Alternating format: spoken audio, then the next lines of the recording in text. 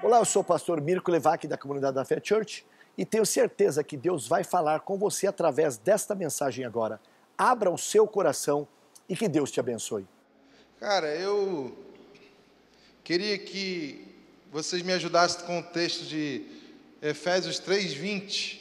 É um texto muito conhecido, sem colocar aqui, com certeza, tenho certeza que você já ouviu. É aquele texto que fala que o Senhor faria além do que pedimos ou pensamos, né? Lembra desse texto?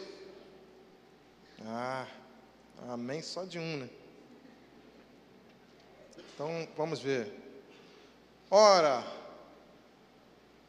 está comigo aqui? Amém?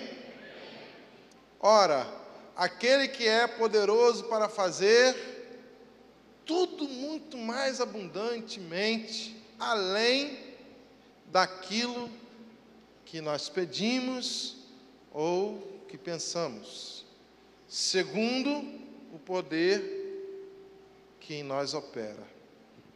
Baixe sua cabeça um pouquinho aí. Pai, em nome de Jesus, nós só tocamos na sua palavra porque confiamos no nome e no sangue de Cristo. Não há condição mesmo no homem, não há condição em mim. Ó Deus, mas tomamos posse do teu sangue que nos purifica, do seu nome que está sobre nós, do teu poder, ó Deus, do Espírito que nos revela e fala nessa noite. Em nome de Jesus, amém. Irmãos, esse texto se cumpriu na minha vida. Eu sou alguém que nasceu numa família de músicos e logo assim que eu nasci, eu fui meio que doado para uma família me criar aqui em Lorena. Eu sou do Rio de Janeiro, nascido em Teresópolis, mas fui doado por uma família em Lorena que cuidou de mim, assim, pelo menos dos 2 anos de idade até os 5, 6 ou 7, minha lembrança não é muito boa em relação a isso. Mas eu acostumei com aquela família. Meu pai, eu não lembro, porque assim que ele me levou para essa família, ele falece. Então, eu era bebê e não tenho como lembrar. Mas entendia que aquela família ali que estava comigo seria minha família para sempre e que eram os meus pais.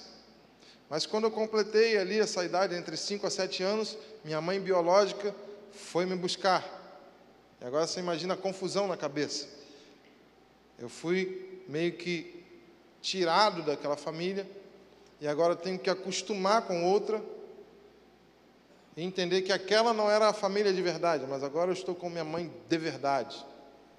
Outra cultura, outra religião, outro jeito de ser. Eu descubro que tem um irmão que o pai também dele tinha falecido. E ele era mais velho do que eu. Falei assim, eu quero conhecer meu irmão.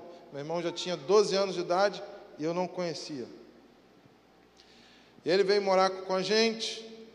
A minha vida era muito, assim, graças a Deus a minha mãe sempre me ensinou, né, as coisas acerca da escola. Mas eu não tinha muita oportunidade de ficar numa escola. Minha mãe viajava muito.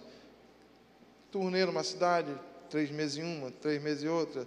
Acontecia essas coisas e a gente não parava muito numa cidade.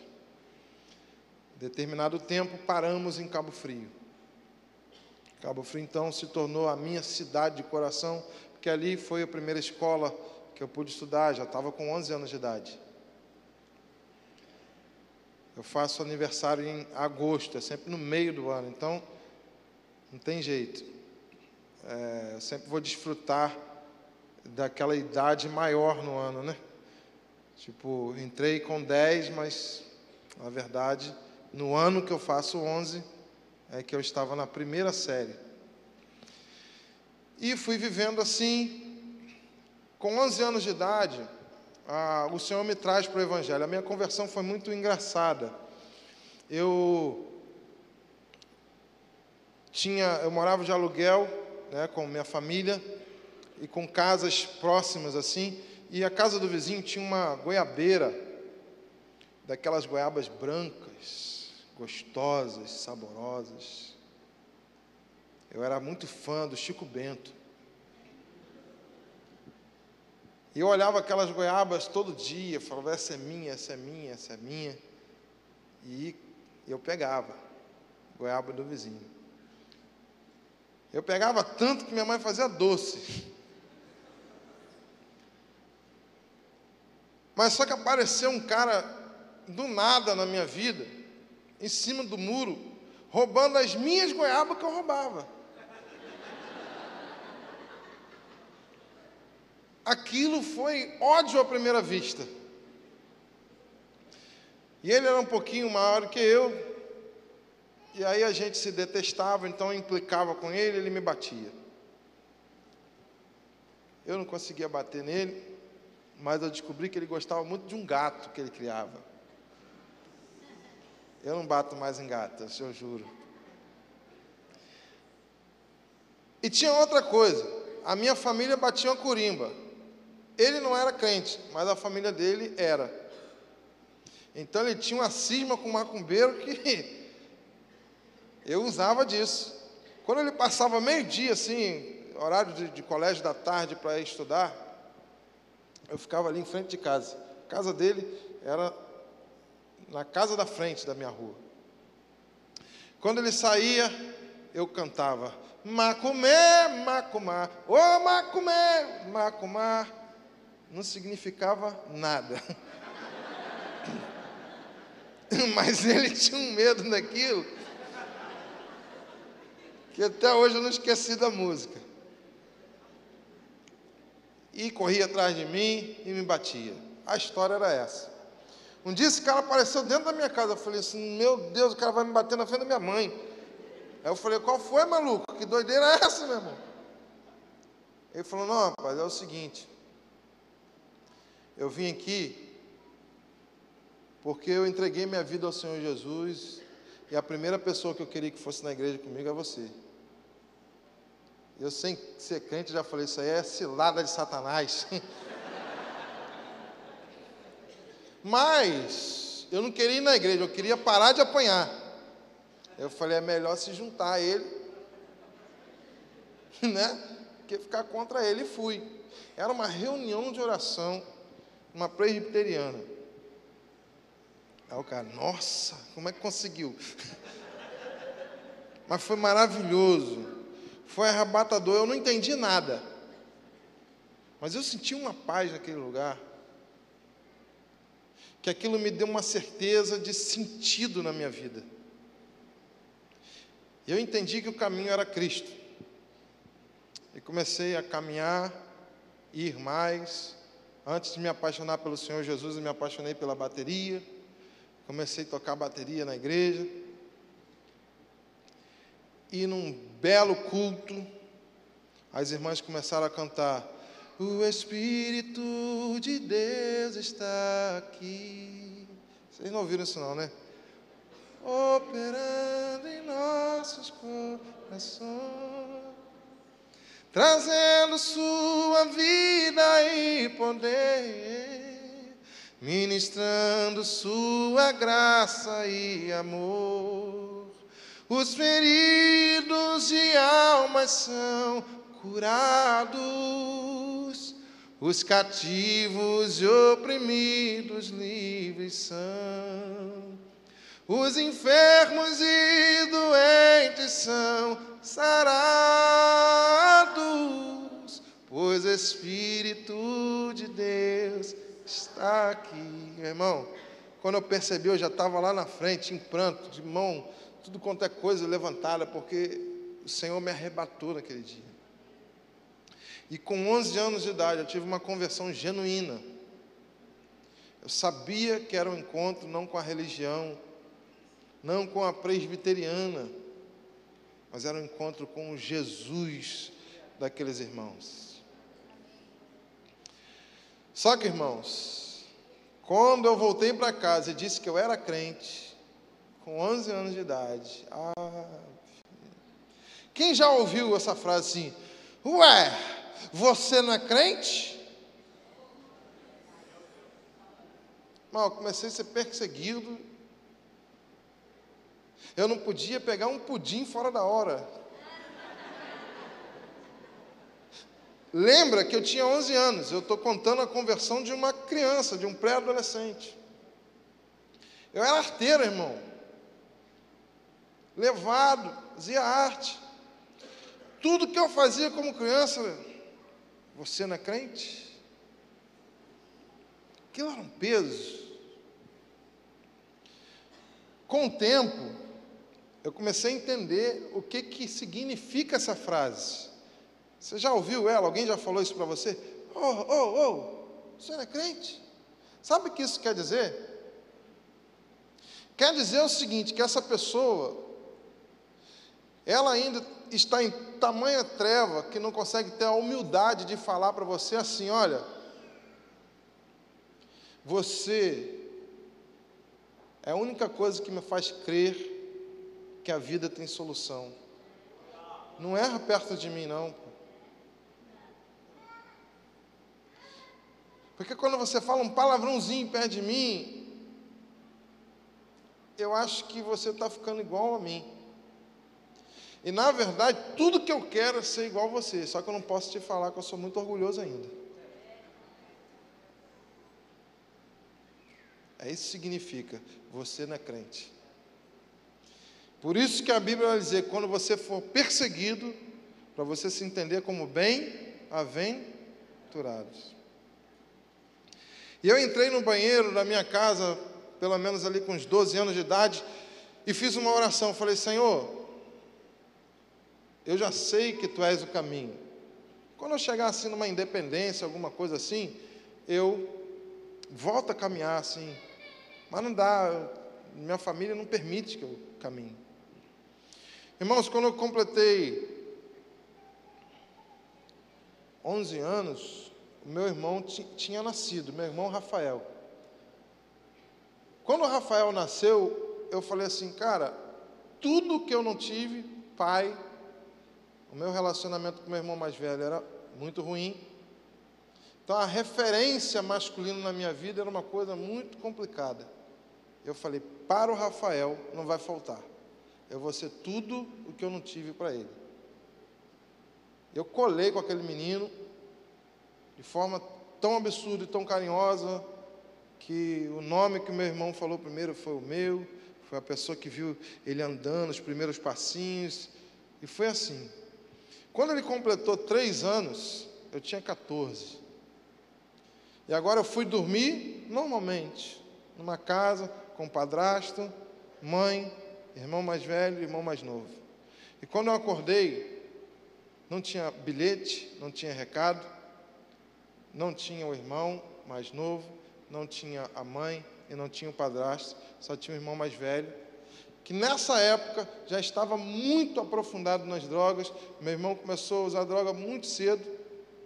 Ele começou com uma droga chamada maconha, que hoje estão tentando dizer que não é. Eu lembro de um episódio que eu ajudava muito minha mãe a molhar as plantas de casa.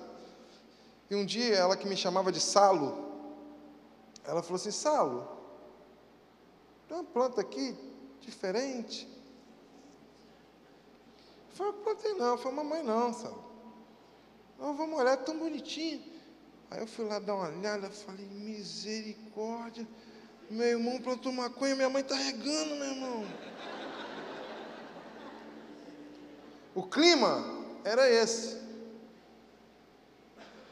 E muitas outras desgraças que eu não vou contar para não tomar tempo. Logo meu irmão começou a cheirar cocaína.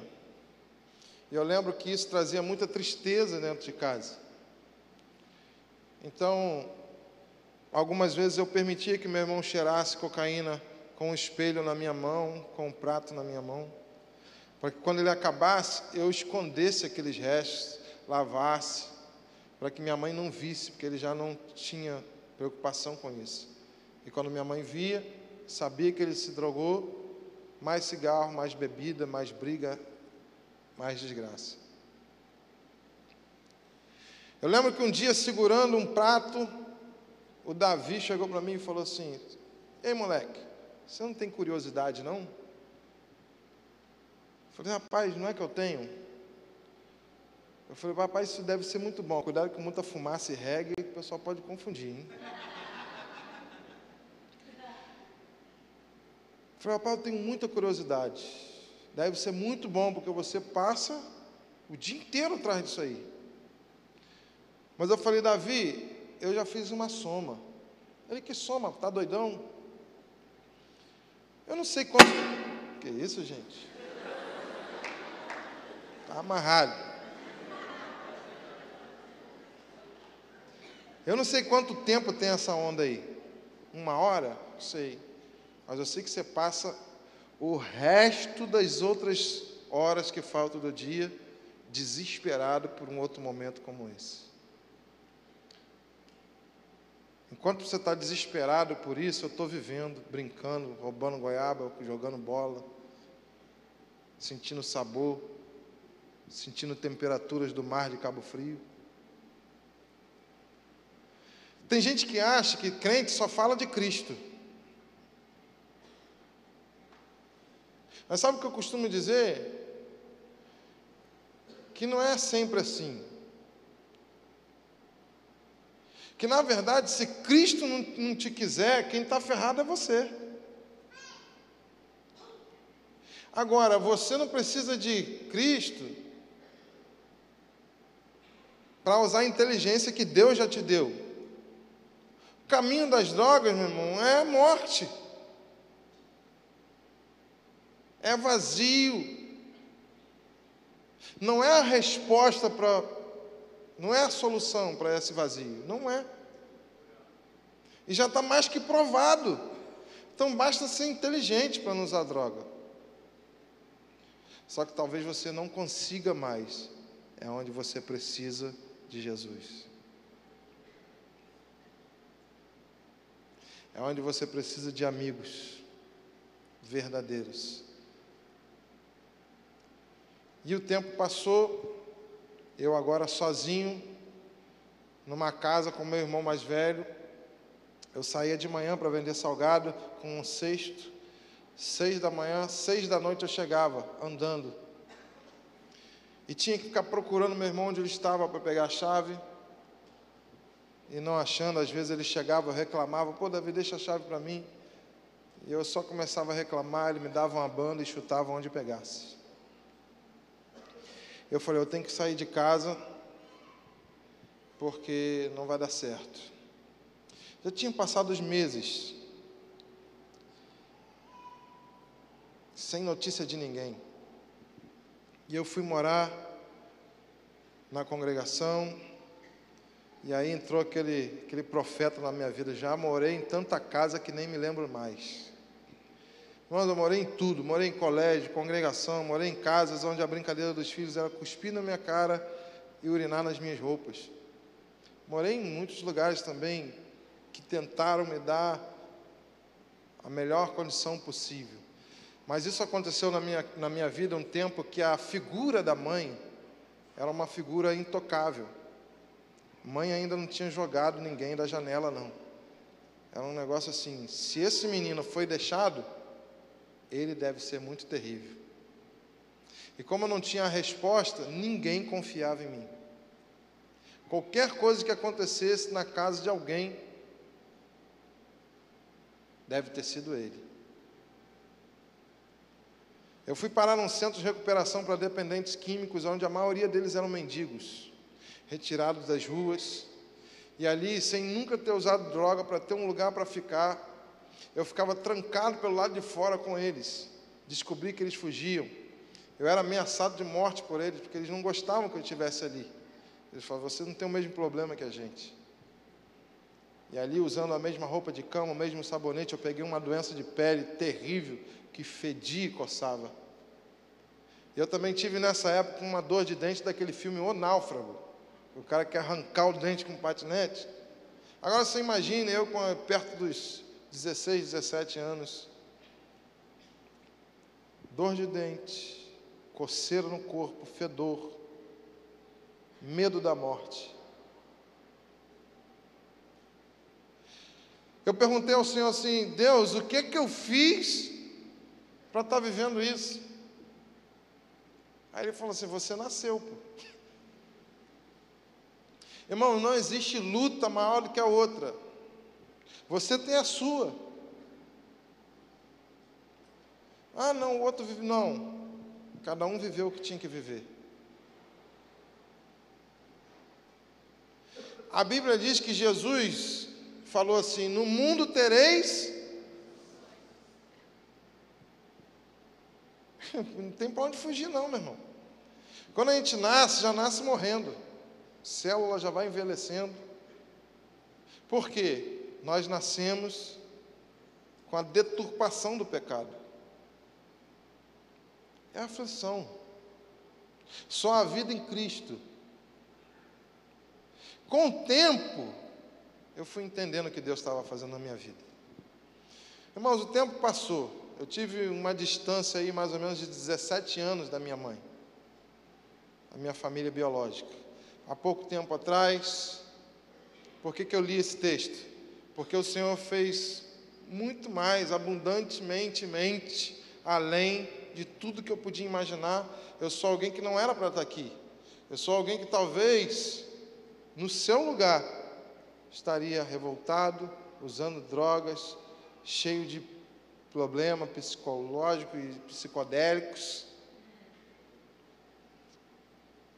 Talvez morto, sei lá o que talvez. Mas não faço parte da estatística natural. Eu faço parte da estatística de Deus. 17 anos de distância. E o Senhor promoveu um dia ao qual nós conseguimos conversar e nos perdoar. Hoje eu não tenho aquela intimidade que talvez você tenha com a sua mãe, mas eu tenho restauração de vínculo. Meu irmão Rafael, que eu tinha muito medo, esse tempo eu fiquei afastado dele. Quando eu comecei a reencontrá-los, eu pregava o evangelho para ele, ele já estava nas drogas também. E eu falava: Rafael, vem morar na minha casa, em Cabo Frio. Ele tinha nascido em Cabo Frio, mas quase não conhecia a cidade. Ele falava assim: não, irmão, não vou não. Um dia, ele começa a namorar uma menina pela internet. Da onde que era a menina?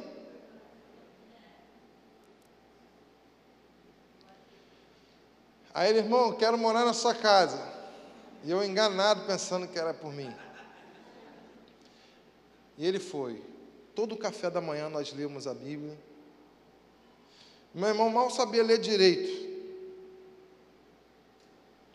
Um certo dia o Rafael falou assim: meu irmão, eu quero ser batizado por você. Eu não sou pastor, não sou nada e tal. Ele falou: pode? Eu falei: rapaz, é mesmo? Ele falou: pode, irmão. Tem que ter água. Foi batizado. Foi um dia muito especial na minha vida. O outro dia, ele virou para mim e falou assim: irmão, eu conheci essa menina aí no baile funk. Estava rolando de tudo. Como é que é agora que eu estou crente, batizado? Eu falei: você volta a ser virgem. Ele tá. Ele estabeleceu uma conduta que ganhou a sua namorada para Jesus. Eu também batizei minha cunhadinha querida Tarciana. Mais tarde ele vira para mim: meu irmão, você consegue fazer meu casamento? Casei meu irmão Rafael. Isso eu estou contando para vocês restaurações de Deus na minha vida. Aí eu vivi um milagre ainda maior. O Senhor me deu uma namorada. Bicho, você tem que ver que doideira. Eu falei: essa menina está cega, gente.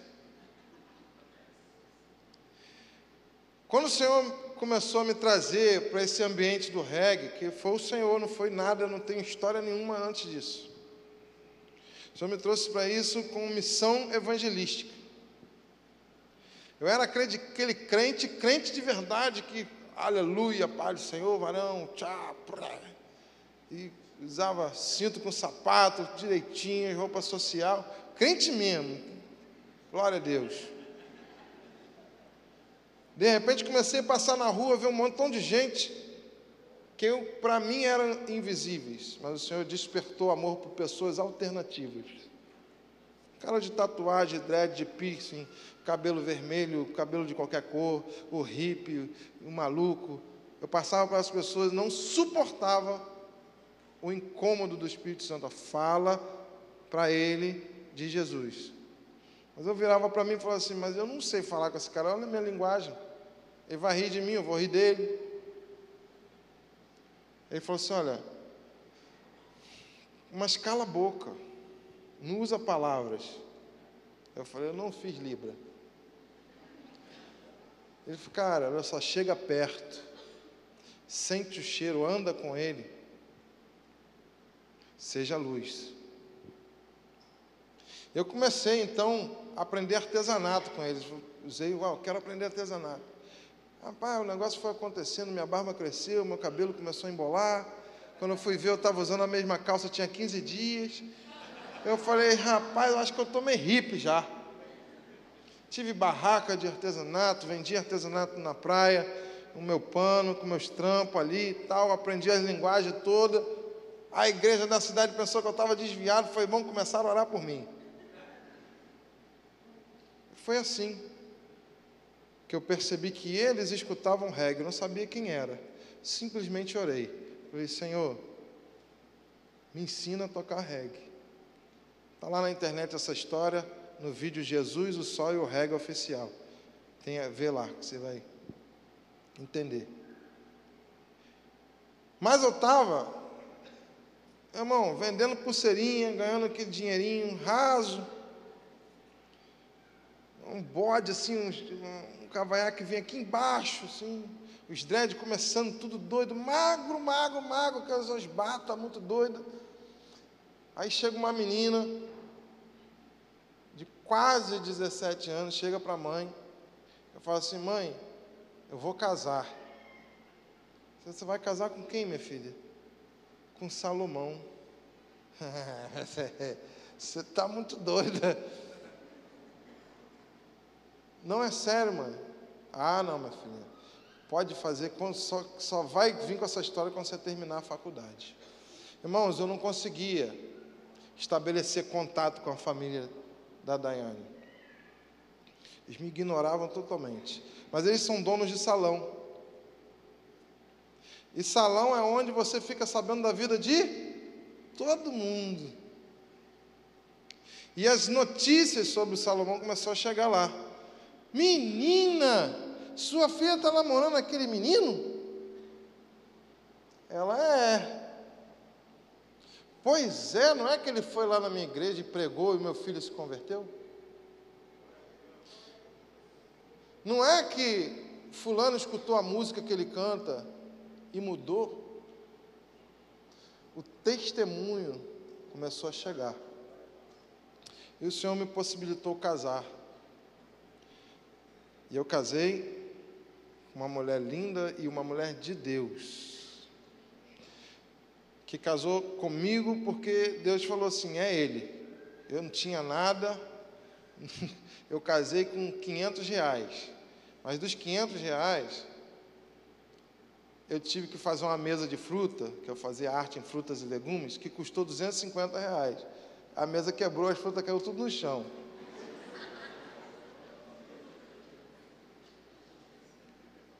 Mas eu tive um casamento lindo, maravilhoso. Quando a gente casou, o cara falou assim, olha, você quer uma casa de quanto? Não, eu falei, eu quero um quanto de casa, porque eu não estou em condições de entrar na casa, não. Eu tenho que primeiro ver o preço, para morar no preço. E eu falei com o cara assim, ó, eu consigo pagar um aluguel de R$250. Tem um negócio de 250 na minha vida, está repreendido.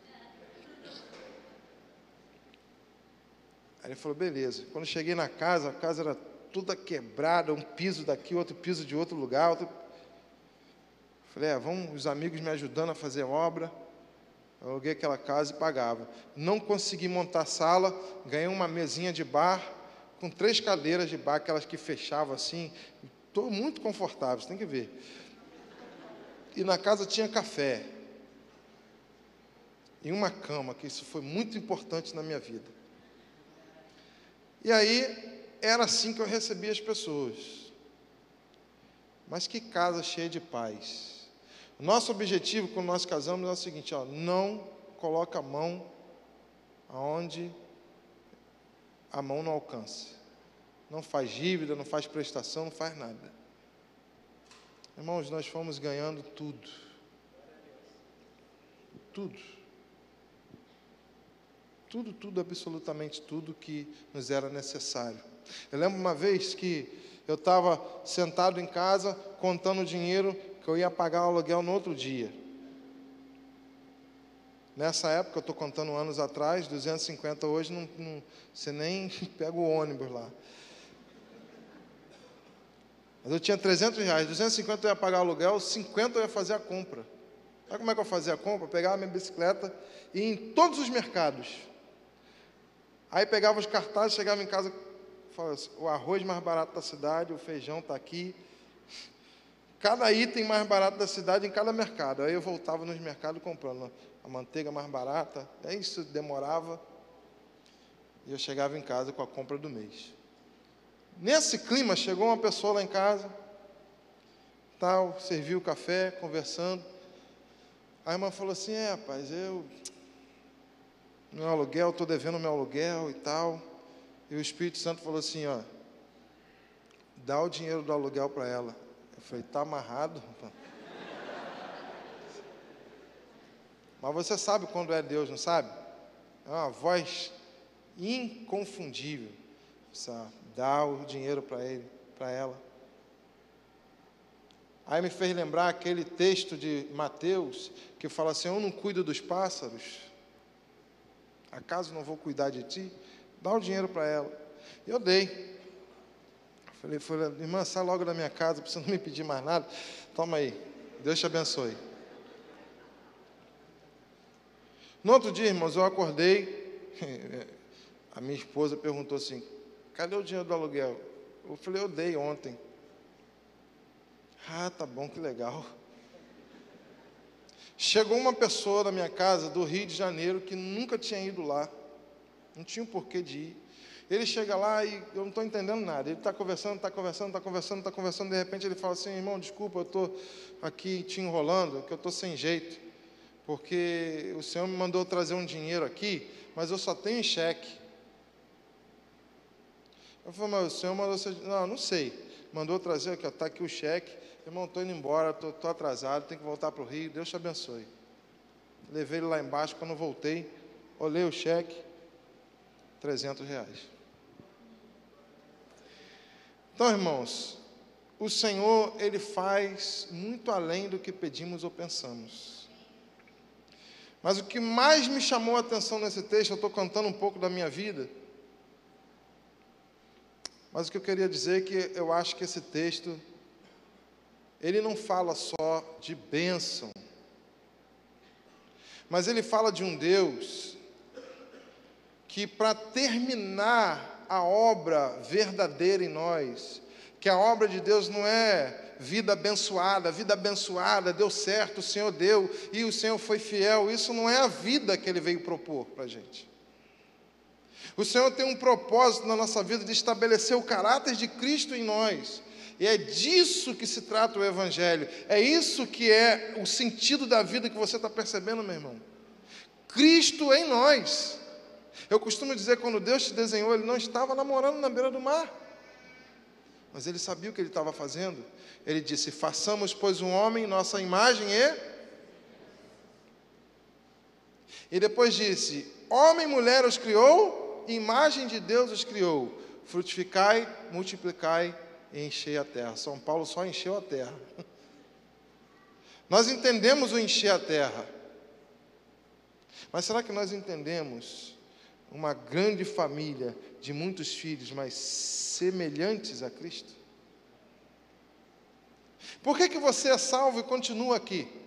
Por que Ele não te arrebatou no dia da salvação? Porque a salvação não é o projeto de Deus. A salvação ela é o meio para a reconstrução de Deus em nós. Nós perdemos com a queda a semelhança com Cristo, a filiação, o prazer de Deus de olhar para o homem e não te ver, mas ver o Filho dele em você. É por isso que nós cantamos, é importante que ele cresça, mas o eu suma. É por isso que Paulo diz: já não vivo mais eu. Quem vive? Cristo vive em mim. Então, irmãos, esse texto me parece Deus falando o seguinte: olha, queria que você colocasse de novo, Efésios 3:20, eu acabo aqui.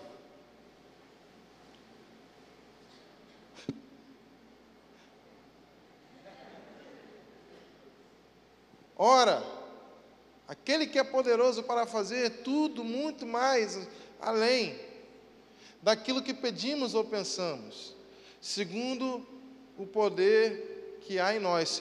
Quem é o poder que há em nós? Quem? Mas mais especificamente, o Espírito Santo. Romanos 8 vai dizer que o Espírito Santo, nos conhecendo em nossas fraquezas. E qual fraqueza? Porque não sabemos como pedir. Irmãos, 99% das nossas orações são petições. Ele está dizendo assim, ó, quando vocês são mais crentes, estou orando, vocês mais erram. Por quê? Porque nós não pedimos como convém pedir.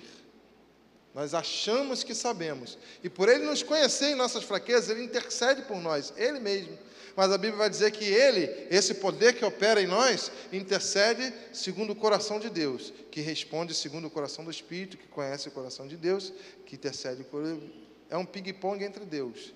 Aonde que entra a minha e a sua vontade aí? Em lugar nenhum. Tem gente que acha que o Espírito Santo ora por nós. Tipo assim, eu quero uma namorada, Senhor, mas eu não sei como pedir. Espírito, você ora para mim?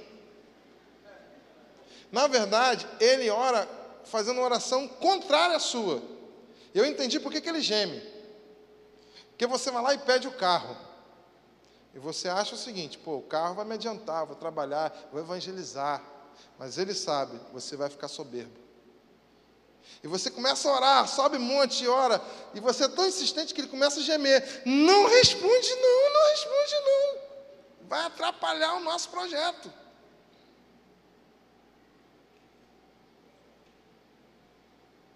Você já imaginou Deus contra a sua oração? Mas é assim que acontece muitas vezes, irmãos. E por amor. Ele segue dizendo, olha, porque todas as coisas cooperam para o bem. Quantas coisas? Então tudo que eu vivi de ruim, tudo que você vive de ruim, Tiago vai dizer, tende por motivo de muita alegria. Porque tudo coopera para o bem daqueles que amam a Deus. Não é para os bens, é para o artigo definido, bem. Quem é o bem? Cristo em nós. Tudo tem que cooperar para isso na minha vida e na sua vida. Jesus.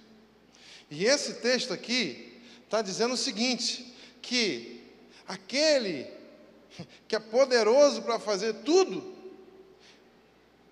ele tem que ignorar o meu sonho, ignorar o que eu peço, o que eu sonho, ele tem que fazer além.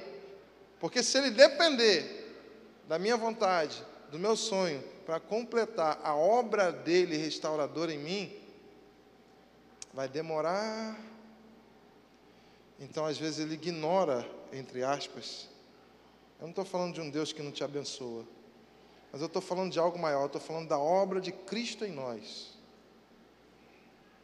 Eu não estou falando que Deus não te dá carro, não te dá emprego, não te cura, não te dá namorada e casa você. Não, eu contei sobre um Deus que também faz isso.